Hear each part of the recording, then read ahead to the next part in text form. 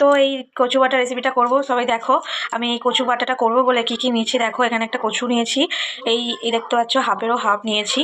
আর এখানে এই রসুনটা নিয়েছি, পুরোটা দেবো রসুনটা। আর এখানে হাফ লেবু দেবো, হাফটার হাফ।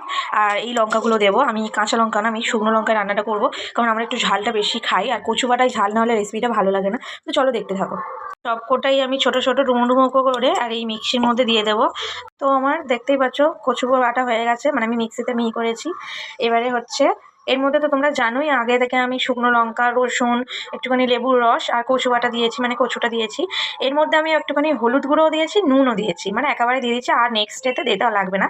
এবারে আমি কড়াটা দেখতেই পাচ্ছ গরম হয়ে গেছে, আমি এর মধ্যে একটু সর্ষের তেল দিয়ে দেবো আর কালো জিরে দেবো, ব্যাস আর কিচ্ছু না। তো এই দেখো আমি সর্ষের তেল দিয়ে দিচ্ছি, সামান্য পরিমাণে, বেশিও না, 2 চামচ সর্ষের তেল দেবো। আর একদম একটুখানি কালো জিরে দেবো। তো দেখো আমি একটুখানি কালো জিরে দিচ্ছি। এর মধ্যে আমি কচু বাটাটা দিয়ে দেবো।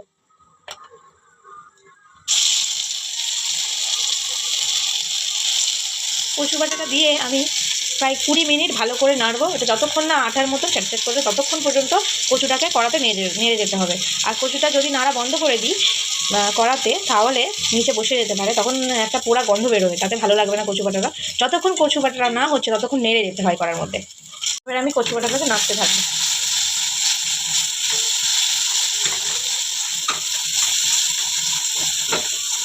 দেখো আমি একটুখানি দেরি করেছি, নিচে দেখতে পাচ্ছ এটা কেমন লাল লাল হয়েছে, এই দেখো।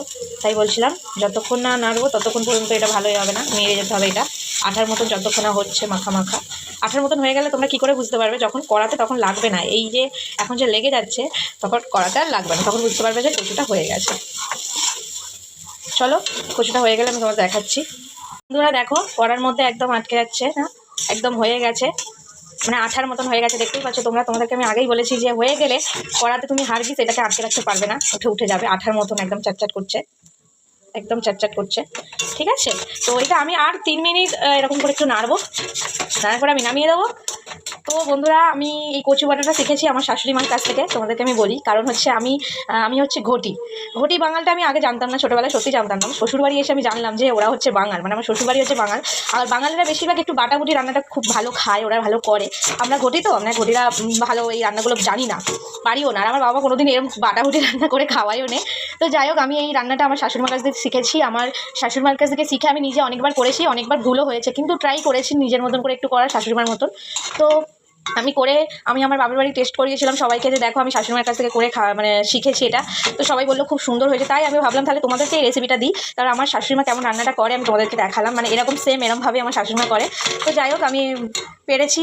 আমি আমার হাজব্যান্ডকে বলেছি যে কেমন খেতে হয়েছে বলো, উনি তো বলেছে খুব ভালো, একদম মায়ের মতন হাতের রান্না। তো আমি সাকসেসফুল হয়েছি যে আমার শাশুড়িমার হাতের একটা রান্না তো আমি পেরেছি। তো যাই হোক, তো নিজের চেষ্টায় আমি এটা করেছি। ভালো লাগলে বন্ধুরা please please please like comment share করতে ভুলো না বন্ধুরা। আর এই রেসিপিটা হয়েই গেছে আমার।